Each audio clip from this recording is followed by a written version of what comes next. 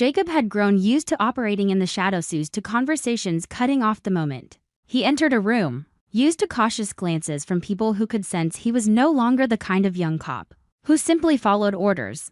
But lately, the pressure wasn't coming from the streets or from cases outside Fairmont Crest. It was coming from the core of his own family, the one place that should have felt safest. The deeper Jacob pushed into his investigation of police corruption, the more he realized the most dangerous enemy wasn't a criminal with a weapon on it, was deliberate silence. Handshakes hidden behind honor and truth suffocated by the very people sworn to protect it. For Jacob, this was never just about catching a dirty cop. It was about ripping open a system that had rooted itself inside Fairmont Crest, dragging behind it far too many names Jacob never wanted to suspect. Everything shifted the moment Jacob saw Marcel take a payoff from Joey Armstrong with his own eyes. It wasn't gossip from a bar, and it wasn't the kind of half-spoken rumor that floated through elite parties. Jacob saw it clearly, brief, controlled, and precise, but unmistakable. Marcel wasn't accepting a harmless gift. Marcel was selling his badge for protection, for safety, or worse, for power inside a network Jacob still couldn't fully see. That shock didn't make Jacob afraid.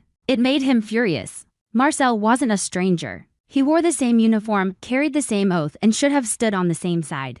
That betrayal cracked something in Jacob's chest, and once that crack formed, the entire structure of his certainty began to collapse like dominoes. Jacob believed he could at least count on Elon. Not just because Elon was the police chief, but because Elon was his father. Jacob had grown up believing that even when Elon was strict, even when he was distant, he still represented order and principle. But when Jacob brought the truth to Elon, he didn't receive support, didn't even receive a real internal investigation.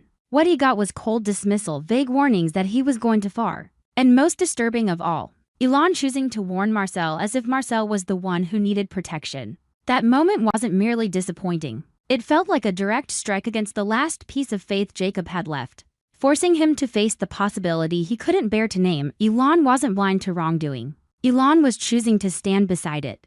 That choice became even harder to stomach when Jacob realized Elon was receiving necessary intelligence from Joey Armstrong himself. If Marcel was the stain on the uniform, Joey was the man holding the ink pot Simeon who could dye the whole institution black with a single move. And Elon was taking what Joey offered. Jacob knew Joey never gave anything for free. Intelligence from Joey could be a key to unlock a case, or it could be a noose waiting to tighten around the neck of whoever accepted it.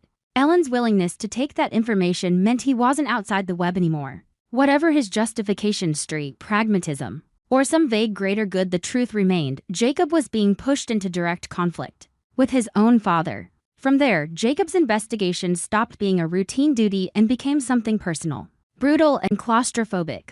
Every step closer to the truth cost him something that belonged to his family. He began moving more carefully, more quietly, because he understood he wasn't only hunting one corrupt officer anymore. He was challenging a system powerful enough to crush him with rank, connections, and the rules the profession itself was built on.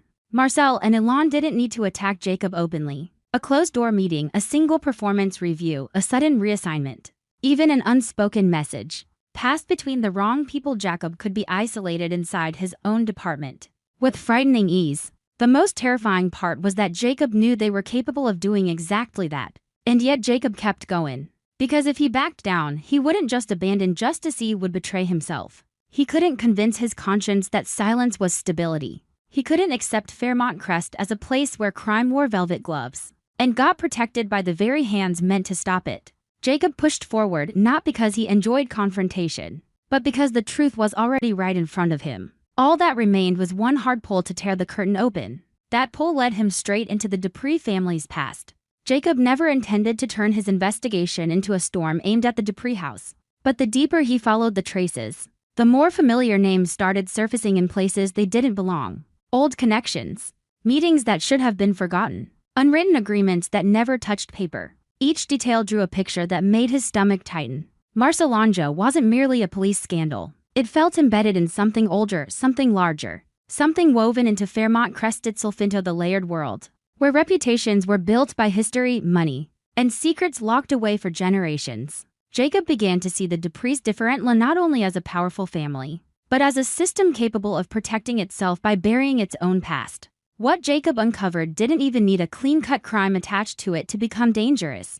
The slightest evidence of a link between Vernon and Marcel was enough to poison the air. inside the Dupree circle. Because Vernon was more than a man was a symbol. He was the pillar of that family's legacy. The living proof of the respect and influence the Duprees held. If something stained Vernon's name, it wouldn't be a private problem. It would crack the foundation of the entire dynasty.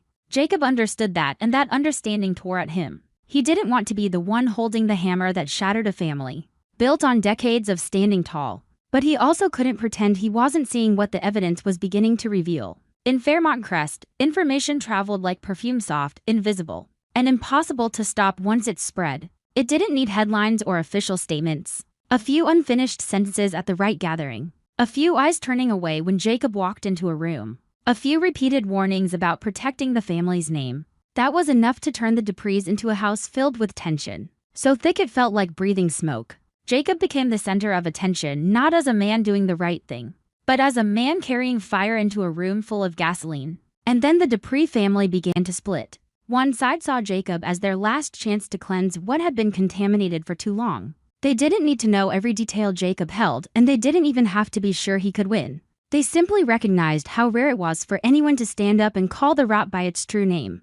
For them, truth could be painful, but truth was the only thing capable of breaking the cycle of concealment, arrangements, and pretending. They understood that the more powerful a family became, the easier it was to lie to itself until the fall finally came, and no one was strong enough to catch them. The other side saw Jacob as a direct threat.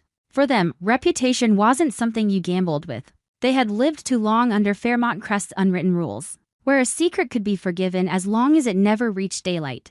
They believed protecting the family meant shielding it, locking doors, cutting off loose ends, and extinguishing flames the moment they sparked. Jacob, in their eyes, was that flame young, stubborn, fueled by principle in a way they considered reckless. Worse than that, he believed truth mattered more than comfort. Jacob felt that divide in every family meal, every gathering, every unnatural silence that stretched too long. No one said it openly, but everyone was choosing a side. Some avoided Jacob out of fear of being pulled down with him. Others pulled him aside, not to help, but to remind him that family must always come first.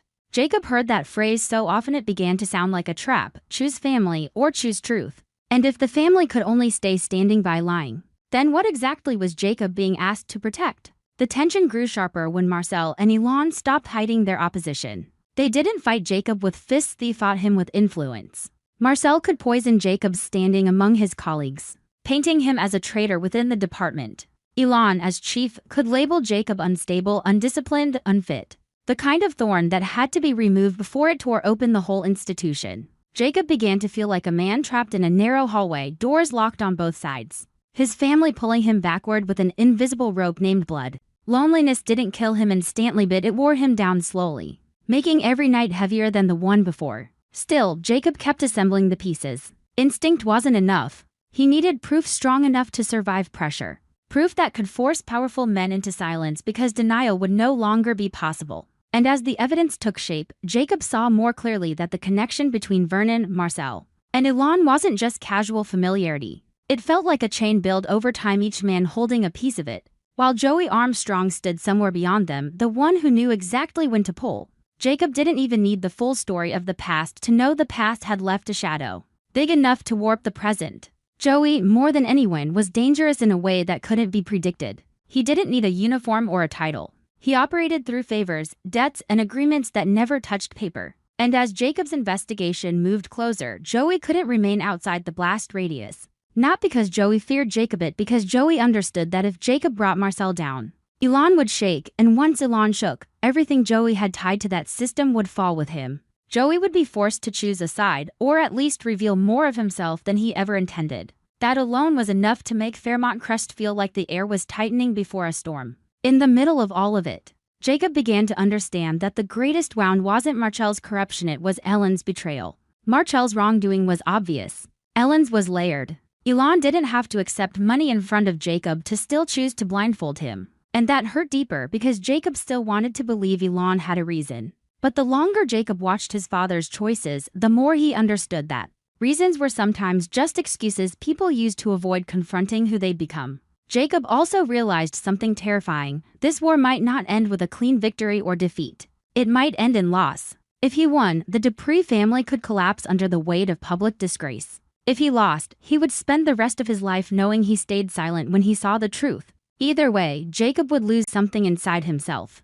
That awareness hardened him, but it also isolated him. He stopped chasing approval. He chased only one thing the moment he could look in the mirror, without recognizing himself as an accomplice. The ones who wanted the past buried began acting as though Jacob was the problem, not the corruption he was trying to expose. That twisted logic pushed everything into dangerous territory. Because when people decide truth is the enemy, they will do anything to kill it before it can speak. Jacob felt invisible walls building around him, inside the Dupree household, inside the department, inside Fairmont Crest itself. With every step he took forward, the space around him narrowed, and he understood he was walking into a place where ordinary rules no longer applied. What kept Jacob standing was the fragile belief that someone inside the Dupree family would choose what was right. But that belief grew thinner every day, because too many people were trembling at the thought of being dragged down. The Duprees weren't collapsing because Jacob was creating trouble. They were cracking because the trouble had always been there, waiting for a hand bold enough to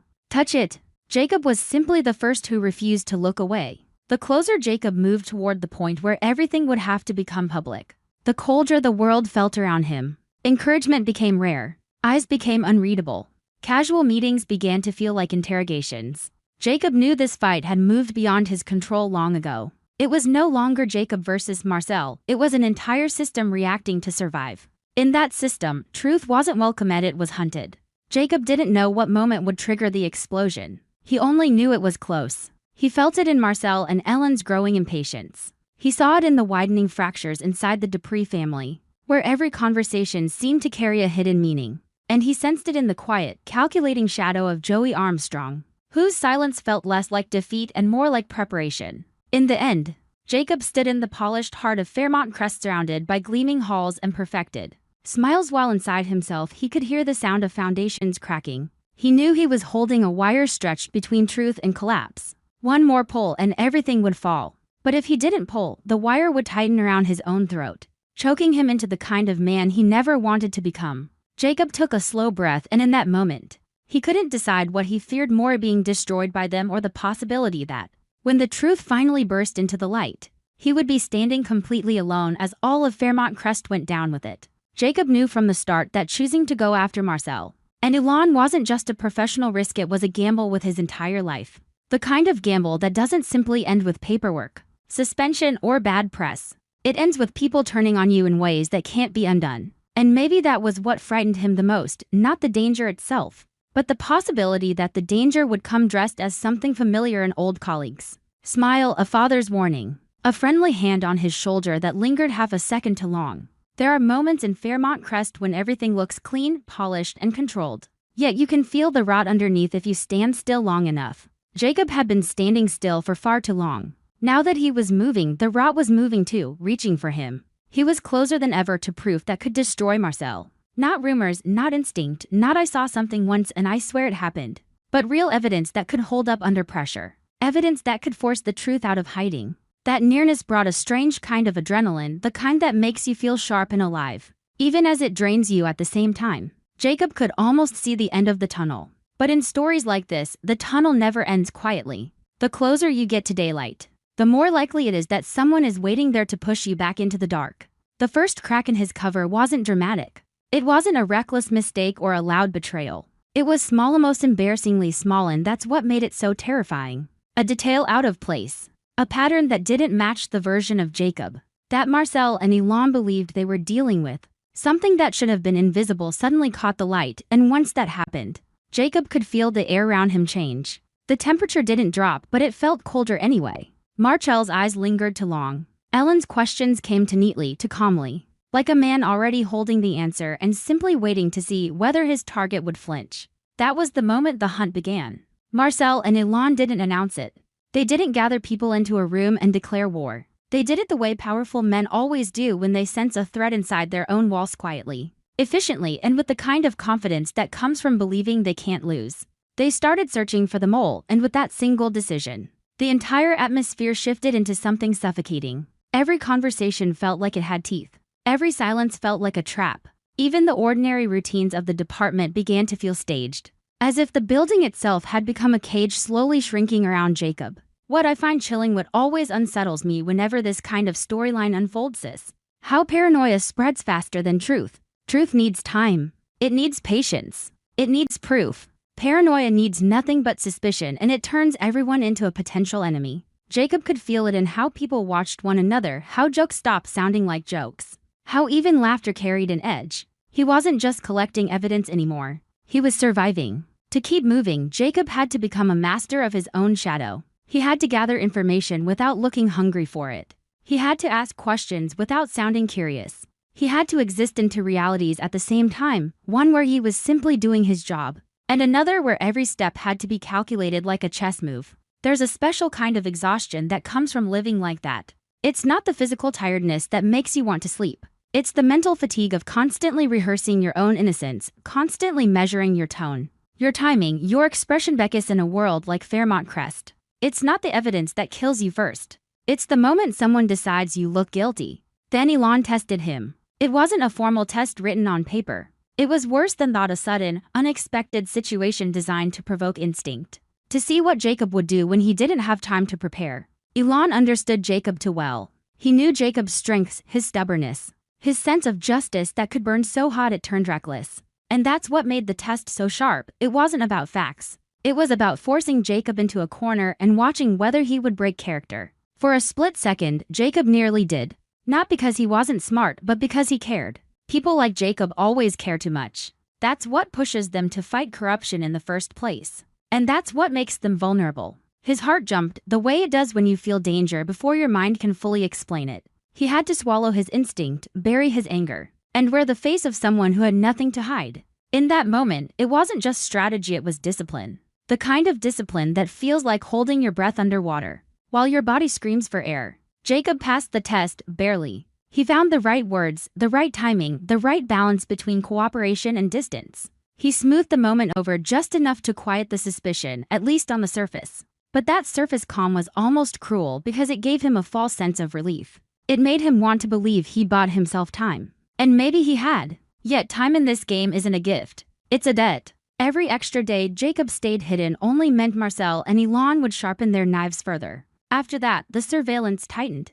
Marcel and Elon didn't have to say it out loud for Jacob to know. He could feel the pressure in the way his movements were tracked, the way he was never quite alone, the way routine suddenly became restricted. Doors that used to be open became locked. Access that used to be normal became special permission required. Even simple tasks began to carry the weight of scrutiny. And the more they narrowed the circle, the more Jacob understood a brutal truth. Someone like Marcel doesn't need to catch you in the act. He only needs to trap you into making one wrong move. Jacob kept going anyway. That's what makes him both admirable and frightening in my eyes. Admirable because he refuses to stop, even when the smart choice, its safe choice, would be to retreat. Frightening because people like Jacob rarely know how to quit before the damage becomes irreversible. Sometimes the line between bravery and self-destruct is so thin you don't see it, until it's already cutting you. Somewhere in the tightening web, Jacob found what he had been hunting, the final piece of evidence. The kind of evidence that doesn't just suggest guilt, it screams it. For a moment, the world must have felt painfully clear. That electric sense of this is it, the sharp certainty that his instincts were right all along. I imagined Jacob holding that truth like a weapon in his hands, feeling the weight of it, realizing it could finally end this nightmare. But Marcel was waiting. The trap was refined, deliberate, almost elegant in its cruelty. It wasn't a messy ambush. It was the kind of trap built by someone who knows the psychology of his enemy bold. To make Jacob believe he had won, built to lure him into stepping exactly where Marcel wanted. And the worst part is that Jacob didn't fall into it because he was careless. He fell into it because he was determined. Determination can be predictable. It can be used against you. In the space of a heartbeat, Jacob's world turned upside down. The evidence was in his grasp, but so was danger. Exposure was no longer a distant threat, it was right there, breathing down his neck. Every second mattered. One hesitation could mean his cover collapsing, his career destroyed, his life endangered in ways that couldn't be reversed. In that moment, Jacob didn't have the luxury of choosing the perfect solution. He only had the choice between two imperfect options, protect himself or protect the truth. And Jacob chose the boldest path. He made a move so quick and so risky it could have backfired instantly, but it didn't. He slipped out of the immediate danger just enough to stay alive, just enough to keep his cover from shattering completely. It wasn't a victory. It was an escape. The kind of escape that leaves you shaking afterward, because you realize how close you came to losing everything. Jacob got out, but nothing was safe anymore. If anything, he was in more danger than before. Because now Marcel didn't just suspect there was a mole. Marcel was narrowing in on the face of that mole. Jacob could feel it. The air around him had changed again, less questioning, more certain, more hostile. Suspicion was no longer a vague idea. It was becoming a decision. And once men like Marcel and Elan decide you are the problem, they don't stop hunting until you're gone. Jacob walked away from that near disaster knowing one brutal truth: his plan wasn't enough anymore. He needed something new, something sharper, something that could protect him while still pushing the truth into the light. But plans take time to build, and time was the one resource Jacob no longer had. Because somewhere behind him, Marcel was already moving again, quietly, confidently closing the gap, ready to spring the next trap, one that Jacob might not be able to outrun. The Beyond the Gates CBS Spoilers channel specializes in analyzing, theorizing, and discussing plot points in the series from the perspective of a longtime fan. This allows viewers to gain deeper, more objective, and interesting insights. Subscribe to the channel to stay updated on the latest news about the series.